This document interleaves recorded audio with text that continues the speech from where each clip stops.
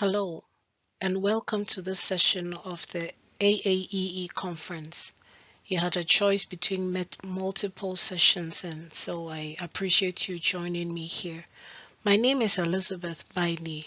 I'm currently studying for my PhD in STEM teacher education at the University of Texas at El Paso. So, yes, I'm joining from sunny Texas. A little about the background that I bring to this session. While my education has been in environmental science and engineering, my practice has been in educational administration. On my last job, I was a K-12 school principal, and I found myself many times working with teachers on how to make learning fun for students. I wanted to see them excited about school and motivated to learn. So, for me, environmental education is a natural bridge between my practice and my training. My research interests are in active learning pedagogies, particularly in environmental education and STEM in general. So, in this session, and I'm happy to share findings from a systematic review I did at the intersection of environmental education and active learning modules. So, let's dive in.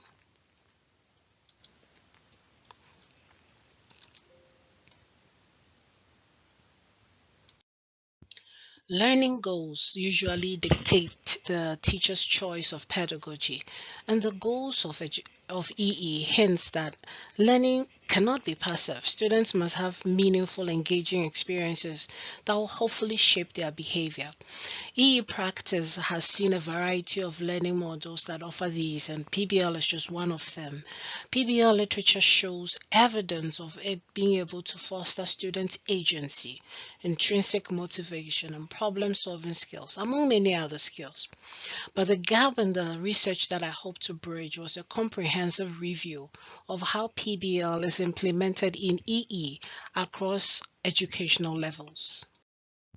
Howard Burroughs, who is considered the father of PBL, he provides this classical definition of PBL. It says the learning that results from the process of working toward the understanding of a resolution of a problem.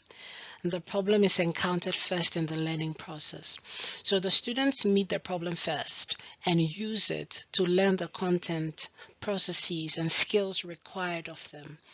In this representation of the PBL learning cycle by Melo Silva, students work in tutorial groups after they meet the problem, about 5 to 8 of them, not more, to determine what they already know about the problem and what other information they need to know to solve the problem. They divide these learning tasks amongst themselves and they go on to do individual learning. They return to the group with their findings to try and solve the problem. They go through this iterative process and then finally they present their solution to the class. The teacher's role in PBL therefore shift to one of a facilitator.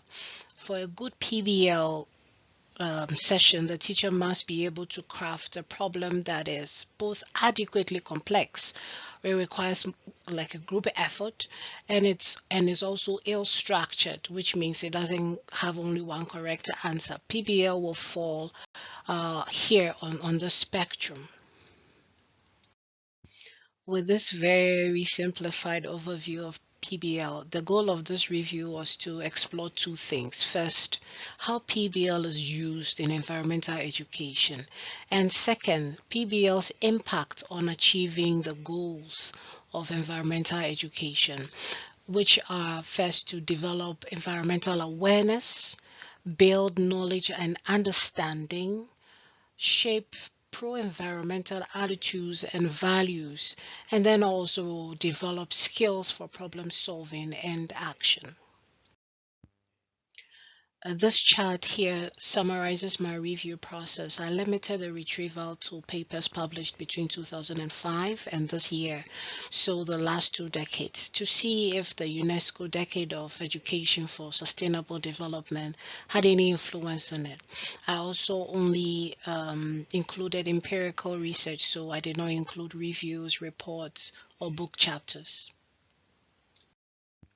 I organized the results into themes, and theme 1 shows the publication output over time. The first peak was in 2020. It appears researchers were quite productive during the lockdown. The second peak was in 2023. Most of the publications came from Indonesia. This may be due to the Indonesian government's focus on and investment in environmental education. I was surprised not to find anything from Finland and Canada since both PBL and EE practice are very strong there. There was a wide spectrum of research methods employed, most of them experimental and quasi-experimental. I was also excited to see action research where teachers reported on their own practice. While most of the research lines were on staging an intervention of PBL in environmental education to see the outcome, quite a number also reported on the experience of both teachers and the learners, and these provide very useful information on how to make adjustments for practice. I was eager to know the experience of pre-service teachers and elementary school learners, but most of the studies used middle school and college students as participants. This could be because PBL requires a certain level of self-directed learning that younger children may not have developed yet. With the right scaffolding, however, PBL has been shown to work very well in other subjects, even with young children, but the teacher has to provide more structure. Almost half of the studies did not specify how long the implementation took. Many of them lasted a few class periods to a semester long. But to be able to report on how PBL has helped cause change in, for example, pro-environmental behavior and lifestyle, more long-term and longitudinal studies will be needed.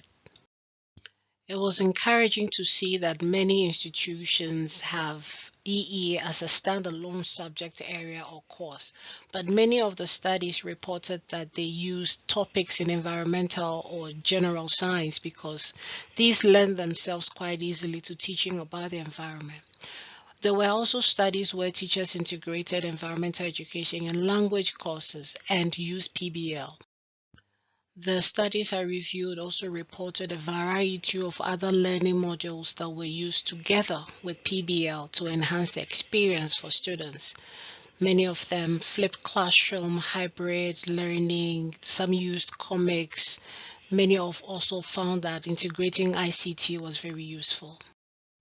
Now, on the research outcomes, multiple studies confirmed that PBL in environmental education positively affected participants' critical thinking skills, environmental literacy, attitudes towards the environment, collaboration, and problem solving. Some also reported mixed or no significant effects, which may be explained by their implementation fidelity and duration. If you don't do it the effective way and you don't do it long enough, you are not likely to see the results that you want. This brings us back to how all this ties back to our practice as educators. Looking again at the goals of EE and the potential that PBL has, good actions will be to first provide a thorough PBL training for students and instructors because it may be new and different from what they are used to. Again, to provide scaffolding and feedback for younger learners and in online courses. And also to integrate PBL in environmental education across educational levels. Very essentially, it will be important to design problems or help teachers or educators to design problems that have actionable environmental solutions because the research is showing that it's helping the students to learn and to acquire the skills which are in the goals of environmental education. Managing the workload and time will be very essential for educators because if there's anything teachers don't have, that is time. And it has been found also that supporting the process with technology is very useful. Future research will be needed to study long-term effect of PBL on environmental behavior in particular, supports student adaptation using ICT skills, explore how PBL is implemented in fidelity across different contexts, and to develop strategies of bridging that gap between forming attitudes and then actually doing the behavior part. Then also to investigate the role of technology in PBL environments because it seemed to really help. So how is it actually helping? And then lastly, to research scalable PBL models for diverse settings. The inclusion and exclusion criteria I used presented inherent limitations to this review. I may have excluded useful publications that were not written in English or used different keywords in their title or abstract. These are a few of the references I used in this presentation. Again, I appreciate you joining me here. I would love to connect to answer any questions or talk about anything environmental education. Thank you very much and enjoy the rest of the conference.